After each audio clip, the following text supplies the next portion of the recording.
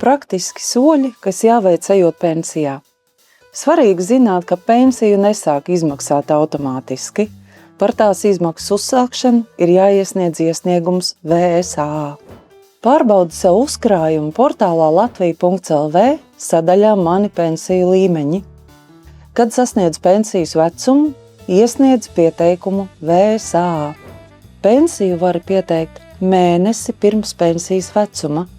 Ja piesakies vēlāk, pensija atpakaļejoši izmaksās tikai par pēdējiem 6 mēnešiem. Tāpēc ieteicams pieteikties laikus, lai nezaudētu nevienu izmaksas mēnesi.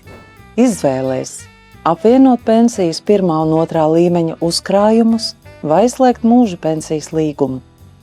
Ja izvēlēs slēgt mūža pensijas līgumu, izvēlēs apdrošinātāju, noslēdz līgumu un saņem regulāru maksājumu.